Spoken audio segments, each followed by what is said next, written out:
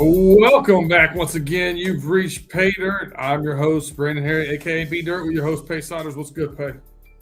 I can't call it, man. Hey, we are a few hours away from Christmas. Thank God. And I'm talking with all gods. I am tired of buying other people's shit. We don't do too much. I'm good. It's a small family situation for me, so I'm not going to get too carried away with it. But I am remote at my childhood home, so new digs. Haven't been here before, so doing this out here on a porch. By the way, a little bit cold. Tim says, "Hey, I know that wood panel." He sure does. My father had an affection for knotty pine. Your parents had it right. Small family. My parents, fucking jackrabbits. More gifts. They're pretty small. And, Jess only has one brother too, so it's like, we're not big. We're not a huge family anywhere really, so we're good, man. We're good. But hey, man, I know last week we had our first push of the year, which is unusual. The Vikings were 3-point favorites and pushed, but do you know what happened after that, Pay? I know, but for those that don't know, that's right. We went 5-0. We finally hit a parlay, folks. Ladies and gentlemen, we cashed. It was a good feeling, and I played it too, so I was pretty happy about that. Yeah, I did too. I was happy. Good stuff. 5-0 last week brings us to 37 wins for the season at 57% win percentage on our pick six. So just shy of our goal of being north of 58 for the year. For those of you who don't know, that's the cutoff being considered a professional gambler. You got to be north of 58. So that's what we're trying to get to on this pick six. So here we are, another week, and we're going to get into just jump right into college football, I suppose. We just get right into the show. We're going to try to keep it short and sweet. We're going to respect your time, since everybody, no blow. Everybody's out here. Everybody's out here for Christmas. You know what I mean, and celebrating the holidays and doing other stuff. So we don't want to take up too much of the time. Now, Pay, we talked about it backstage. You dabbling a little bit in some of these bowl games. But for the sake of the pick six, I don't know who's playing. I don't know who's not. Living in Pittsburgh, I saw a kicker enter the portal for Pittsburgh last week. So I don't even know what's going on, man. So I'm still surprised that kickers are football players and still a football team, and now they're in the portal. I don't know. I thought you had to be a football player to transfer, but hey, you learn new things every day, right? That's a good day for me. Yeah. So, in respect for betting, not because we don't want to be degenerates. We don't want to just bet on games that can go either way because of crazy end of season, who's in, who's out type of nonsense. We're going to keep this to the games that actually matter, and that's the college football playoffs. And B, I think we agree with the first game on the list. That is Georgia versus Ole Miss. How do you feel about that one? I don't know, man. So this is the Sugar Bowl. Ole Miss is plus 6.5. I don't know, man. I feel like the Ole Miss has played well. They're coming together. We saw last year some of these teams that had a bye came out rusty afterwards. I kind of feel like this is going to be a 3 or 4 point game. I wouldn't be surprised either team wins, but I think Ole Miss keeps it within 6.5, man. I really do. What are your thoughts on it? my first thought is I'm looking at the Hawaii Bowl on our screen. We want to get to that Sugar Bowl, but for Oh, me, oh yeah, it's mine, isn't it? Let me go ahead and for get to that. for Bam. me, the Sugar Bowl between Ole Miss and Georgia. Ole Miss is 6.5 point dog. The total is 56.5. You think this game is going to be closer? I think Georgia wins this game by a tutty, at least a tutty. I think Kirby Smart is one of the better coaches in the nation. Not Signetti conversation, but Smart is one of the better guys, especially during this time of year. And you give Kirby Smart enough time to prepare for your squad, and his team is healthy, mostly healthy. I want to favor him and towards a traditional line. 7.5. Ole Miss was lucky to win the last game they played. Now they stepped up the weight class. Shout out to Jake Paul and versus Anthony Joshua. When you start stumbling against the big dogs, certain things don't go your way, and it's not going to go. I don't think it's going to go too well for Ole Miss. I'm taking Georgia on this one, my friend. Man. I even think the money line at 2-1's in play here for Ole Miss. I just haven't been that impressed with Georgia. They played one good game against Bama. They also got beat by them at home. When was that one good game? The last one. It is. It is the last one for sure. I don't know, man. I think we might be too far at odds. I'll let you put the Georgia one on here. I don't feel as strongly about it as you do. So we'll put it on. We'll see how it plays out. Well, we don't want to start the holidays with a disagreement, man. But that's just where we are right there. But maybe we can get back on good graces with each other. Talking about the Cotton Bowl, Miami versus Ohio State. Now, Ohio State might be the best team in the nation. I think it's another Big Ten team, but opposites attract. We can disagree on that one. Miami is a 9.5 point dog. At one point, a lot of people thought Miami was the best team in the nation. The total is 42.5. Should Miami be that big of an underdog to Ohio State? There be. Man, I watched the entirety of both Miami, Texas A&M, and Ohio State, Indiana. Both low-scoring games. Both teams struggle to get points on the board. Miami's kicker unusually missed a couple kicks, but the big difference here is I watched Ohio State. I watched their offensive line get beat up by Indiana. And if I look at the Indiana defensive line and I compare it to the Miami defensive line, it's no contest. And then if I look at the Indiana offensive line versus the Miami offensive line, I also tend to think Miami's offensive line is better. So the trenches here, just like I said against Texas A&M, it's going to be knockdown, drag-out fight. Mario Cristobal wants it that way anyway. I think this is a game that's won and lost in the trenches. Plus 9.5, just a little too rich for my blood. I think Miami keeps this, definitely keeps it to a one-score game. We agree. We're back in those symbiotic vibes there, B. 2 words for you. Carson Beck. I am not only not a fan of his, but I just don't think that he is that type of guy that you want to rest your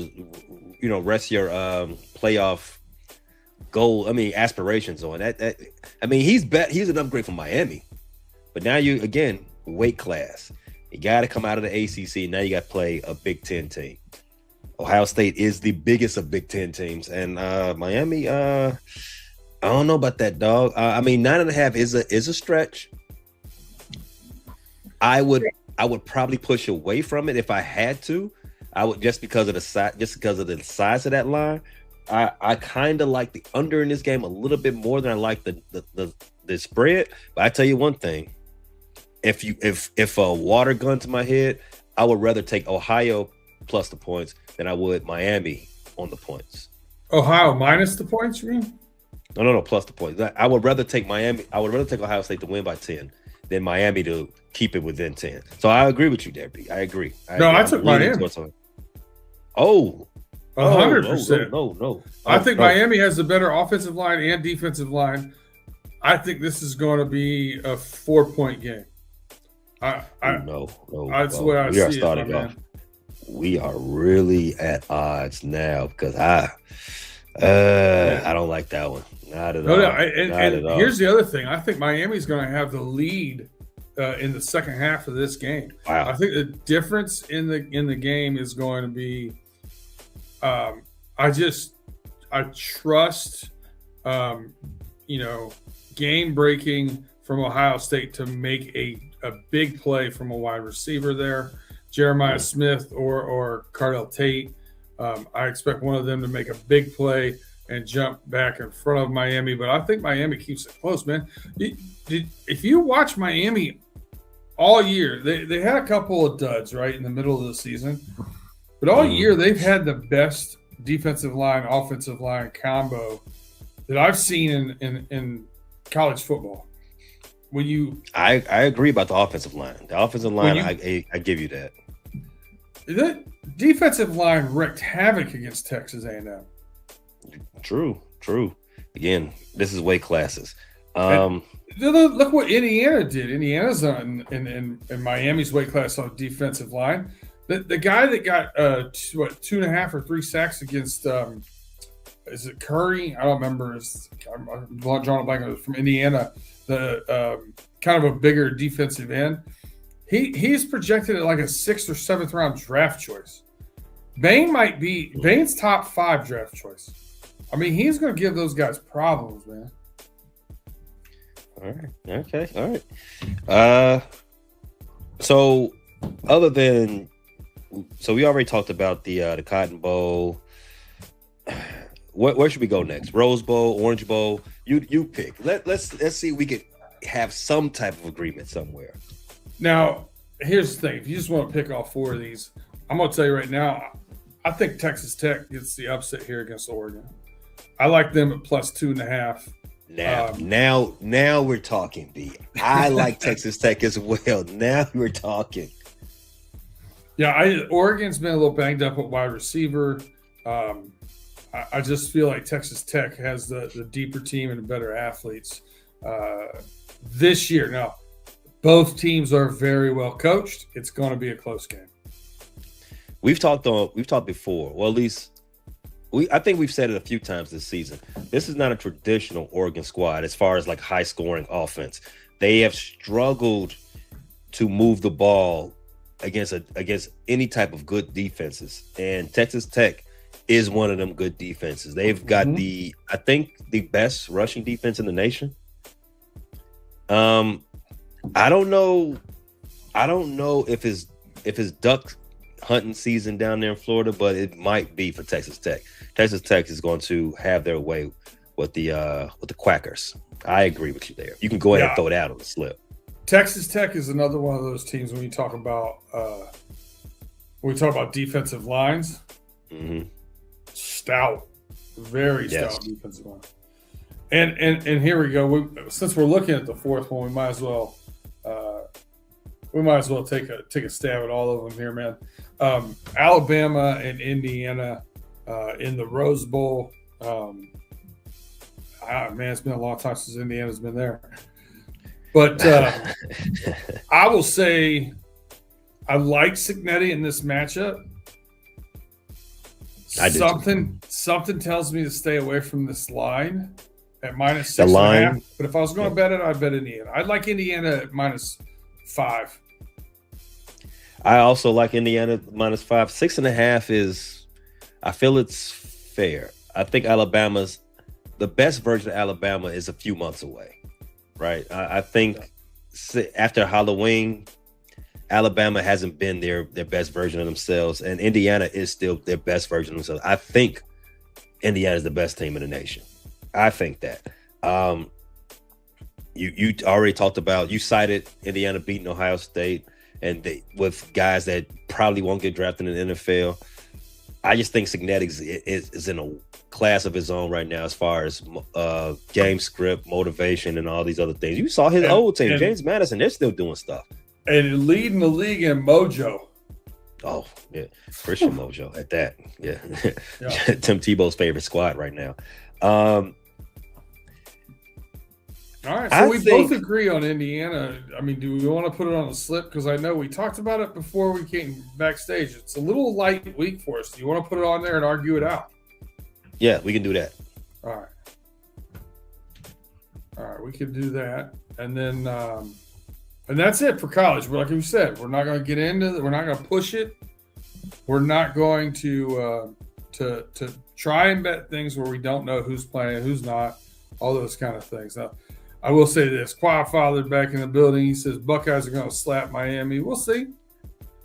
I mean, I heard a lot of how they're going to slap around Indiana too. So, fair. I don't know. They got to be better in the trenches. That is show. That's all I know about that. But yeah, that's the college football slate that we're going to cover for today. So we're going to take a quick break here. If you have not yet, please like, subscribe, hit that thumbs up button, share us, tell a friend to tell a friend where you get your gambling picks here on football, and we will be right back after these messages.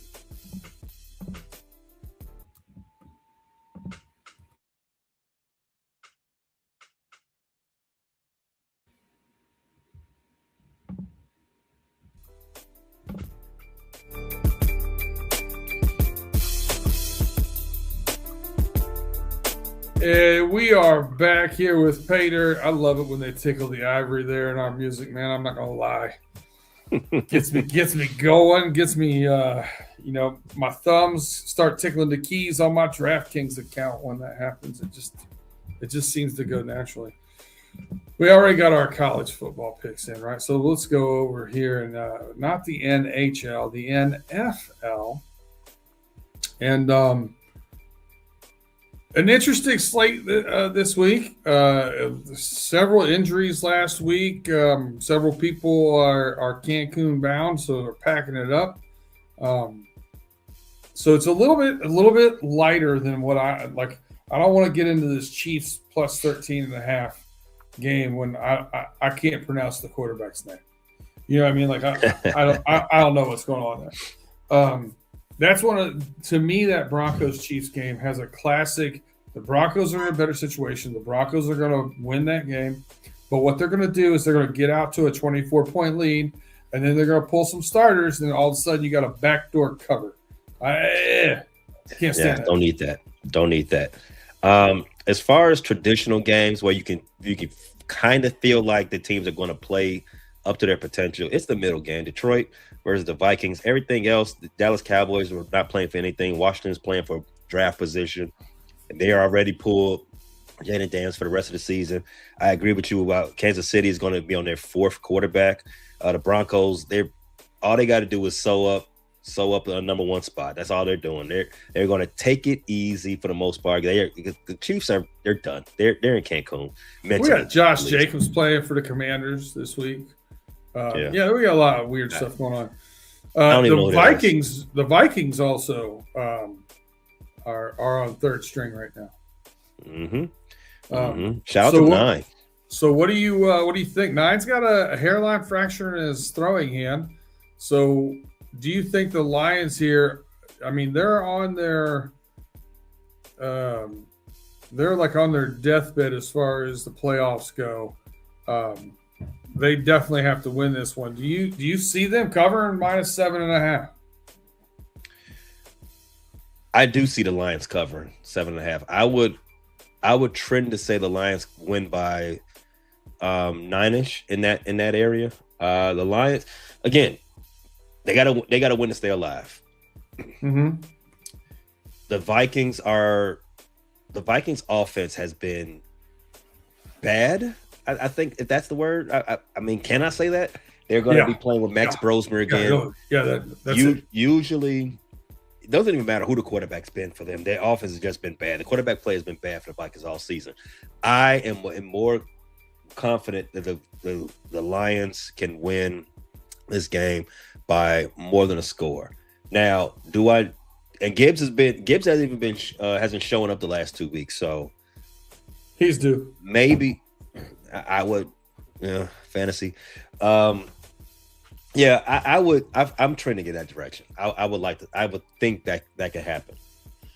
But because you did mention it, the Christmas games are kind of fugazi. It might be a year to go back to watching the NBA for Christmas, or maybe spending time with your family, if you want to do that. I'll have my gamble like Campbell's shirt on. I'll be a multi-unit bet on this Lions over Minnesota Vikings. I watched this Minnesota Vikings team last week. JJ gets hurt, and they had a matchup against the New York Giants that should have been perfect for them trying to get their run game going. And Aaron Jones, to his credit, came out and kind of drugged that team to a win. But he's not healthy by any stretch of the imagination. The Detroit Lions are a team that have played pretty well against the run up until last week, and I think it was a little bit of a game planning thing where I think they expected them to pass the ball a little heavier than they did. The passing yardage is where Detroit's been giving up a lot of plays, but you accompany that with strength on strength. I like the Lions here. You go to the other side of the ball, the offensive side of the ball for the Lions against the Brian Flores defense. This is one of those things where I just don't see, them being surprised. The Lions, I don't think are going to be surprised by Brian Flores. They know his tendencies and how he drops everybody back and all those kind of things. So I think this is I got him at a 14-point win here. I mean, I can go with that. I don't see any reason why not to believe that. Tim Lyons in the comments says, don't forget the Vikings haven't allowed an offensive touchdown in 6 or 7 weeks. Yeah, and they've only won 3 of those games. Yeah, so and played nobody. Yeah, all right. Now, you did say something in these Christmas Day games that you can imagine the Broncos get up early and then allow the Chiefs to backdoor cover, even with their 4th string quarterback. There is a game being played on week 17, but I don't think that's going to happen. I do think there is a game where it's a big favorite can cover their big number, and they will not be in danger of a backdoor cover. That is a New England Patriots host against the New York Jets. The Patriots are a 13.5 fave, if I'm reading this, if nothing has changed. Yes. 13.5, 2.5 over under. Now, the Jets, everything I said about the Vikings offense, throw it out the window. The Jets have actually the worst offense I've seen all season. They are down to their 3rd quarterback as well. Tyrod Taylor's not playing. Justin Fields is on IR. They got some dude in there, and I do mean that literally some dude playing quarterback. The New England Patriots, they have something to play for. They were sitting at the number 1 for a while, and then they got brought back to reality, having their winning streak snapped by the Buffalo Bills. They have to, 1, reestablish dominance in that division, and 2, try to get back in the number 1 spot of the AFC North to have all the playoff games in that conference go through Foxborough. They're going to dominate the New York Jets, as they have been doing for the last 20 years. B, you agree? I like it. I do. I think this is a get-back game for them for sure. It's get right. It's a get right game. It's all it is, and yeah, I can get down with that one. Oh yeah. You got another one. You got anything else? On this particular sheet that we have up here, I've got one that I really like in this 1 o'clock window. I hit on it last week. Plan on trying to hit on it again. Fade the Colts. Been a great plan for me. So we got the Jags at the Colts. The Jaguars are -6.5, playing great football. The Colts defense hasn't looked great. The Colts offense has not looked great. The Jaguars have been fantastic against the run. So I really like them to cover this -6.5. Pretty simple. I am with you there. I got the Jaguars to win outright, cover the 6.5, put the Colts to bed early. Grandpa Rivers, go ahead and get that. What do they call those early dinners? The early bird special. Go ahead and get that early bird special. Take you a little nappy nap, because this game is going to be over early. And you know what else I like about this game? I like the total. I like the over in this game as well. I like this game a lot. The Jaguars are going to hand. Jaguars are established. Do you like the over enough to put it on a same game parlay, kick it out of our bets? Ooh. I want to keep that 6.5 in their bet. I think it's one of our best bets so far. I'll just keep that. I'll just put that out there for consumption. Okay. I like the over. I like the Jaguars to win, and I like the Jaguars to cover, obviously. But for the sake of this show, give me 6.5. What you be? We are locked in there. All right. Where you want to go next? Another team that's fighting for their lives. You see a thread here, a common thread. Team you want to bet on teams that actually have something to play for. The Dolphins are not playing for anything tangible as it relates to this season, but they are playing for who's going to be on the team next season. Word out of camp is that McNerd boy, Josh, their coach, is pretty safe, and he wants to find out if his quarterback has enough convict in him, or I think he meant conviction, and that's going to be Quentin Ewers, as Tua has been benched, pretty much ending his tenure in Miami. Who are they playing? In-state rival Tampa Bay Buccaneers, who find themselves now out of the playoffs after they dropped the game to the Carolina Panthers. How about that? Carolina Panthers and the Tampa Bay Buccaneers need to win to keep their playoff hopes alive, and Miami is trying to figure out what they got going forward. This is the type of game you really actually want to risk some money on. I like Tampa Bay to cover this game, actually. Miami doesn't need to win for them to be happy with the outcome of this game, but Tampa Bay needs to win. The line in this game is -5.5, over under 45.5. There you go. 5.5 should be good enough. There's some things I do like about Miami. The running game, Devon Achane has been pretty fantastic this season. Defense, not so much. Tampa Bay is still trying to get back to their early season mojo on offense. And Miami, it's the right type of jump off point for that to happen. I like Baker. I like Ibeka. I like Godwin. I like Mike Evans coming back to life. And it's time for Bucky Irvin to wake back up. This is the perfect opportunity for that. Give me Tampa Bay 5.5. All right. I like it. I'm going to go over here to my Cincinnati Bengals are hosting the Arizona Cardinals at 1 o'clock as well. Now, this dropped at 7. I put a bet in at 7. At -7.5, I still think they cover, but I'm not as confident on it. But you know what I really like? It's going to be 61 and sunny. The Arizona Cardinals have benched their Kyler Murray as well, and have Jacoby Brissett. Jacoby Brissett in 10 starts is averaging 292 yards passing per game. They have the best tight end in the game right now with Trey McBride. And I don't know if you're aware of this, the Cincinnati Bengals pretty terrible about covering tight ends. I like his prop bets, but more importantly, I like the over in this one. Over 52.5. I picked this on Running Through the Jungle to be 41-31 Cincinnati Bengals win. What do you think about that? I do have that prop bet stashed away on the side there. We wasn't really talking prop bets. I did have another one in that Denver Broncos game. RJ Harvey over 2.5 receptions. I like that as well. But back to this game.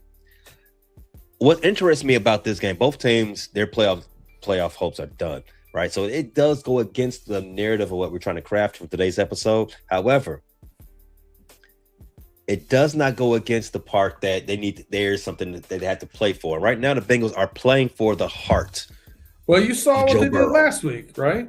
Mm-hmm. They threw 40 up last week, 45. Mm-hmm. They're playing, like I said, they're playing for the heart of Joe Burrow.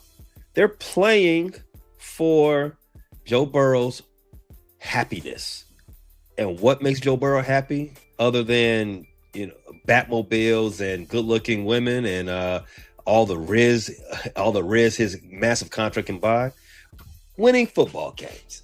So let's go out there and win a football game for old Joey B. I like the Bengals to go ahead and also cover this game. Arizona Cardinals, they can get all the garbage jars they want. That's cool. I like the cover as well. All right. We got it. All right. You got anything else on the slate? The last thing I had here that I was very confident about is the Los Angeles Rams. Still trying to tie up that number 1 spot after they dropped the game to the Seattle Seahawks last week. They are now sitting in number 3 of the NFC playoff picture. They got the Atlanta Falcons, another terrible franchise. Shout out to Home Depot, though. I like the Rams to go ahead and win this game. The line for this game is 7.5. Rams are favored by 7.5, over under 49.5. I was looking. That's when I went back and forth there. So we just had another 7.5 point spread, right? And it was the Cincinnati Bengals. But the Cincinnati Bengals money line is minus 380. The Rams money line is minus 470. Probably makes them more likely to cover this number too. I agree. The weather in Atlanta is pretty decent right now. Not that bad. But it could be better. And that's why all their players are mentally thinking about Mexico right now. LA Rams cover the 7.5. All right. I like it. We'll put that guy in here. That gives us 11. But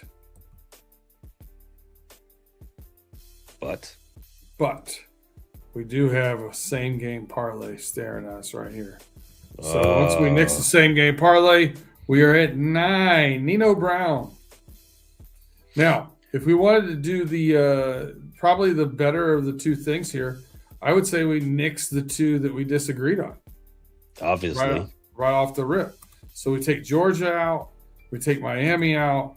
That leaves us Texas Tech, Indiana. The Lions minus 7.5. The Patriots minus 13.5. The Jags minus 6.5. The Bucks minus 5.5. The Rams minus 7.5. Your thoughts? I mean, normally I would immediately go like, okay, minus 13.5. If we're going to mitigate, risk or whatever, you start looking at the big spread first. But it's the Jets, so I don't know if that's applicable. So, in my opinion, the riskiest thing we have on our slips is the Christmas Day game. The Lions and the Vikings. Okay. That's me. That's the way I see it. Now I can get down with that because I don't love the hook. It is a divisional rival, so they tend to be closer than most other games. I can get down with that, man. All right. This might be the easiest we've ever shaped it down to 6. So for the folks at home, that gives us Texas Tech plus 2.5 against Oregon. That gives us Indiana minus 6.5 against Bama. Then we have the Patriots minus 13.5 at the Jets. We have the Jaguars minus 6.5 at the Colts. We have the Bucks minus 5.5 at the Dolphins. And we got the Rams minus 7.5 at the Falcons. This reminds me of a few weeks ago, separate from this game, but once I got into it, or from the show, but once I got into it, I sent you a parlay and I ended up hitting, and it was, I think, 4 or 5 home like dogs that I bet against. It kind of reminds me of that. But you know what? Lightning does strike twice, B. Oh, it's been striking for me. I'm not going to complain about this shit. Not going to complain about this year, but I like your prop bet, by the way. I wrote down RJ Harvey +2 over 2 catches. I like that. I mean, I think that's money in the bank. But B, that's it for me. I do like this bet, this parlay slip. Putting that in, we need to recoup some of this money all these ungrateful kids stole from me this holiday season. Tim Lyons, are you not entertained? He says, hit that damn like button. Does Pay Dirt not entertain you? Austin's Art, appreciate you rocking in here with us. Yeah, we'll be watching a little bit of basketball too. Be watching a little bit of basketball. Could be a nice little run there. Afton, appreciate you rocking with us as always. She had to run. Happy holidays, which is a good segue. We will be back on Friday for the homies. I'm trying to get it pushed back a little bit. I haven't heard yes or no. If you look in the text thread, I asked to go at 9:00 instead of 8. I'm with that. That's 2 votes. I have some things that was just 2/3. 2 votes. That's all you need. So that's one of the things I'd like to go around 9:00 because I do have another family function here to take care of. But yeah, so we might be a little bit late on Friday. We'll definitely be in here rocking with the homies. We all had above 500 picks again last week, so pretty good week. But we'll get into that on Friday. Anything else you want to say on the way out of here, Pay? That's it for me. Happy holidays. Drink some. If you are a boozy nog person, have a shot for me. Have a shot for me as well. I am about to go get into some Grinch activities. Maybe not actually in the Grinch, in the spirit of the Grinch, but I'm going to wear some green. I'm going to take some green out of my pocket and enjoy some of that. B, Mama B Dirt, and everybody else, Jess and the rest, I hope you all enjoy dinner and blame my co-hosts. Yes, not the other ones. Hey, for sure, happy holidays to you and yours as well, Pay, and everybody else out there. However you celebrate, just make sure you do it with the friends and family that are important to you. It's always, that's the part that doesn't get lost on me. The older I get, the fewer people are around and the more important it is for me. So appreciate people while they're here. For Pay and myself, we wish you guys a happy holidays. However you celebrate, make it memorable, and hit us back here next week as we reach Pay Dirt.